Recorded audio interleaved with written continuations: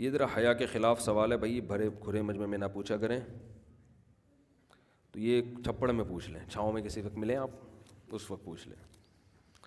گھروں میں لوگ بیان سنتے ہیں اپنی فیملیوں کے ساتھ بیٹھ کے نا، آپ خود تصور کریں میں اپنے بیوی بچوں کے ساتھ بیٹھ کے کوئی بات سن رہا ہوں تو اس طرح کی بات آئے تو عجیب سا ہوتا ہے۔ آس مفتی طارق مسعود میں ریکارڈ کروا دیتا ہوں، اس میں پہلے عنوان لگا ہوتا ہے تو اس میں پھر لوگ خود ہی سمجھ جاتے ہیں کہ بھئی یہ پرسنل ٹائپ کا کوئی سوال ہے یا اس طرح کا حیا کا، ایسے ایک دم بیان کے دوران اس طرح کی چیزیں آ جاتی ہیں، ٹھیک نہیں ہوتا۔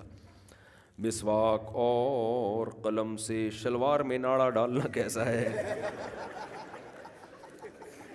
بہت گھٹیا حرکت ہے، حرام نہیں ہے لیکن قلم کے تقدس کے بہرحال خلاف۔ ناڑا اسی سے ڈالا کریں جو ناڑا ڈالنے کی صلاحیت ہے۔ مفتی صاحب اب اس پہ بھی کوئی کہ قرآن و حدیث میں کہاں لکھا ہے کہ ناڑا ڈالنا منع ہے؟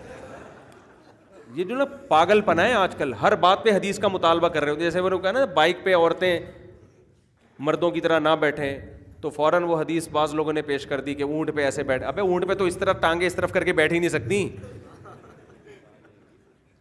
تو حیا اور ادب کا تعلق عرف سے ہے، عرف سے ہے اس کا، کہ عرف میں ایک چیز کو تبھی کوئی بھی عالم میں نے نہیں دیکھا چاہے کتنا ہی وہ یعنی ماڈرن ہو، وہ اپنے گھر کی مستورات کو کبھی بھی بائک پہ اپنے پیچھے مردوں کی طرح نہیں بٹھائیں گے۔ تو ان کا تعلق حیا کا عرف سے تعلق ہے، اس پہ قرآن و حدیث کے حوالے یہ پاگل پنے والی باتیں بیوقوفوں والی، لوگ متاثر ہوتے ہر بات پہ حدیث کا حوالہ، ہر بات پہ حدیث کا حوالہ بنتا ہی نہیں ہے۔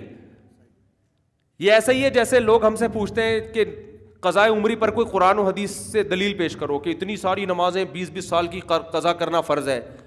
بھائی آپ میں تھوڑی سی سینس ہو تو ہم آپ سے پوچھیں گے کہ 20 سال کی نمازیں بغیر قضا کے معاف ہو جاتی ہیں، اس پر آپ کے ذمے قرآن و حدیث سے دلیل پیش کرو۔ سمجھتے ہو کہ نہیں سمجھتے؟ کوئی ایک حدیث پیش کرو جس میں نبی نے فرمایا ہو کہ نماز جب ایک قضا ہو تو قضا پڑھنا ضروری ہے، 20 سال ہو جائے تو پڑھنا ضروری نہیں ہے۔ فضول قسم کے، وہی بات ہے نا کہ نبی صلی اللہ علیہ وسلم نے فرمایا رب حامل فقہ غیر فقیہ، بہت سے لوگ ایسے ہوتے ہیں علم کی بات ہوتی ہے اوپر سے کھوپڑی ان کی خالی ہوتی ہے، سمجھنے کی صلاحیت نہیں ہوتی، حدیثیں معلوم ہوتی ہیں لیکن اوپر سے خالی ہوتے ہیں، وہ سینس نہیں ہوتی۔ انہوں نے پوسٹ میں کیا لکھا بھائی، اچھا انہوں نے ان کو کورونا ہو گیا ہے، کفارہ ہے مستقبل میں کیا کرنا چاہیے؟